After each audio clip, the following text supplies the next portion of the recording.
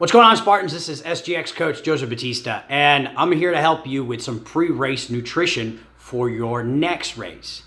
Now, pre-race nutrition is a strong tool to help you listen to your body's terms of the diet and training needs.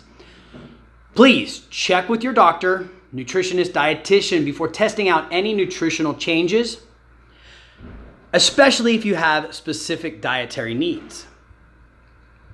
I highly recommend you test out these tips before race day to be prepared for race day. Your nutrition for race day is comprised of 4 parts: carbohydrates, fats, proteins, and hydration. Carbohydrates. These will be your primary source of energy for short bouts of high intensity demands, like the sprint or super. Good sources of carbohydrates are brown rice, sweet potato, wild grain rice, and steel-cut oats.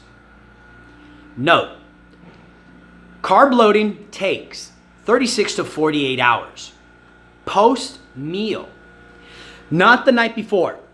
A good range is about 60% of your daily macros for your carbohydrate intake. So what that basically means, that big bowl of pasta or that large scoop of rice ain't gonna fly if you do it on a Friday night and you're racing Saturday morning. Now, fats.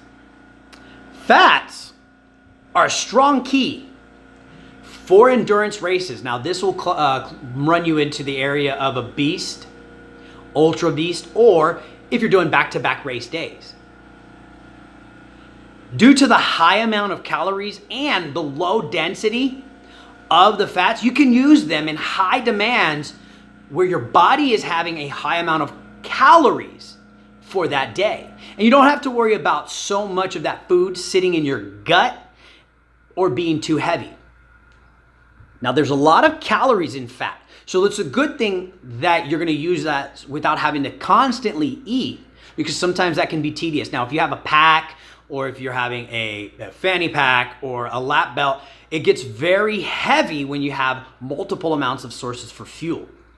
When you have fats, they usually tend to be less dense. You don't have to carry as many to give you the amount of calories you need to supplement through your race or even before. And a great way to learn how to go through this process is by leaning into a series called Fat Adapted. Now, to become fat adapted, it takes a bit of time, and usually roughly 4 to 6 weeks just to become fat adapted. And you're going to be mixing those fats and turning it into glucose, very similar to carbohydrates. And that mixture is never precise. There's no exact measurement where you turn from carbohydrates to fats. That mixture is not as precise as you think. You have to develop your body to be fat adapted. You have to develop your body to be carbohydrate in demand. Now, we naturally are carbohydrate intake demanding because of our normal nutrition. So if you are not fat adapted, which is okay, you're just going to be taking in fats with your carbohydrates and with your protein so that you can utilize those nutrients over the course of time. But to be truly fat adapted, it will take time. Now, good sources of fat are nut butters, peanut, almond, cashew, walnuts. Be sure you do not have a nut sensitivity. And MCT oils, or otherwise known as medium chain triglycerides. You can mix those with a lot of other things, and there's a lot of great flavors that can mix well. Last but not least, you have the beautiful coconut oil, which you can utilize for a lot of things. And just a simple 1 ounce shot, roughly about 2 teaspoons, or 1 tablespoon, I'm sorry, mixed in with your protein drink or mixed in with any drink that you can, goes a long way. You've heard terminologies like this called bulletproof coffee, and you can mix that as well. Now,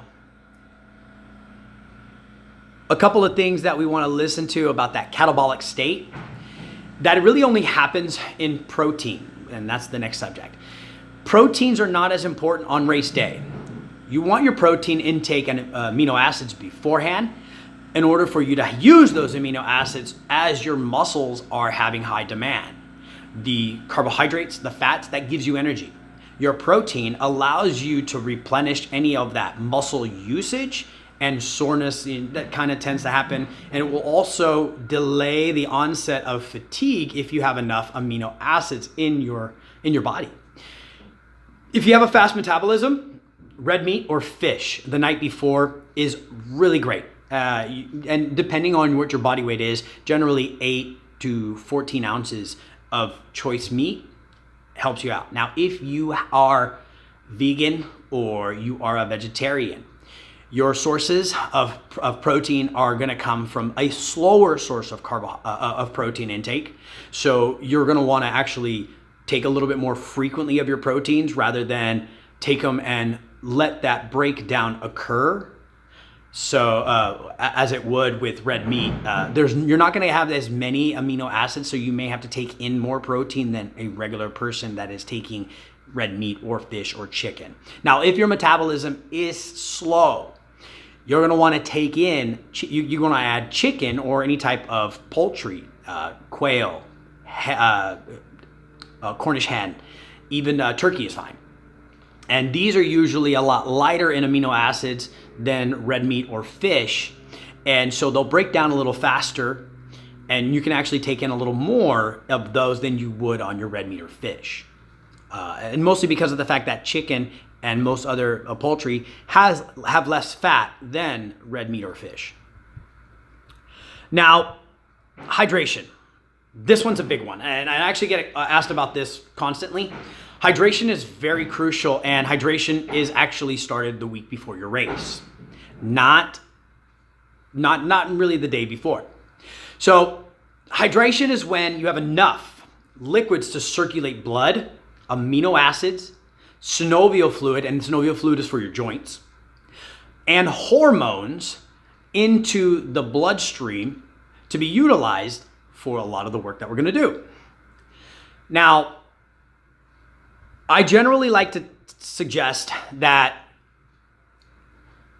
your hydration has to start, like I said earlier, before your race. A good mixture, if you're carrying a pack for a race, is any type of electrolyte mixture that has a little bit of sugar as well, because the electrolytes will prevent the imbalance of electrolytes in your body. And this sugar will help kind of give you that little bit of taste that is appealing. Now, if you want to stay a little more natural, you can just simply put water in your pack and add a dash of pink Himalayan salt. Sea salt is okay as well, but pink Himalayan salt is easier because it doesn't have as strong of a taste. And it works well, especially if you're sugar sensitive. Now,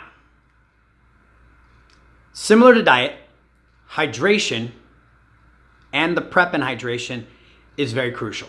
And you have to practice this beforehand, otherwise you'll never know where your hydration truly is. When we sweat salts. The electrolyte balance is not the same as when we sweat out salts. Okay? And we don't sweat out just a little bit of salts. There's a good amount. What I like to tell everybody is a frequent intake of mineral water. It helps you, helps prevent cramping, helps prevent hydration imbalance, and keeps you balanced with your hydration because there's a lot of nutrients and minerals, hence the name mineral water, in that water that you could not get from regular bottled water or spring water. A lot of those are filtered and they take out a lot of the nutrients that you would be using to prevent cramping. Regular water is not enough. Okay, filtered bottled water that is completely clear is not enough. So what I'd like to tell everybody is 1 green bottle a day will help keep the cramp away. Cycle 1 green bottle. If you are extremely active and you're doing a longer race, then you can add 1 more to 2 more bottles of that green water.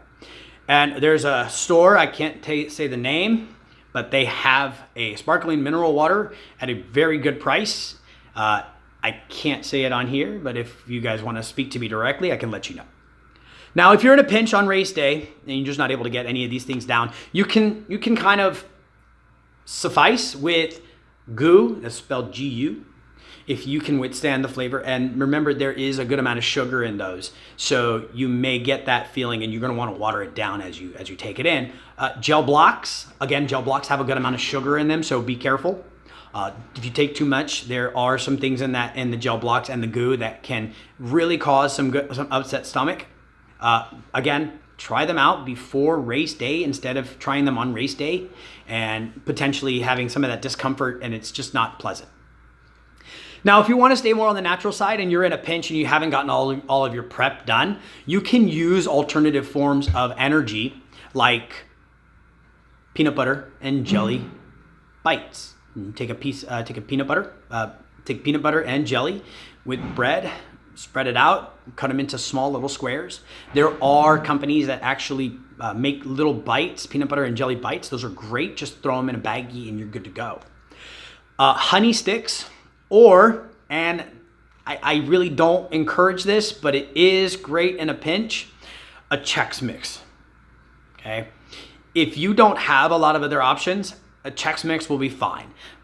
Stay closer to the rice mix rather than the corn, and you can have fun with it. Add some trail mix to that, and you can use that in a pinch. If you're running races like the Beast, the Ultra Beast, back-to-back race days, something like these kind of pinch tips and hacks can help you and prevent you from bonking or hitting the wall. So that's a great way for getting you ready for race day. Now, your race day nutrition is actually starting sooner than on race day. So let me know if you have any questions. Let me know if you need any help. Otherwise, I'll catch you at the finish line. En route.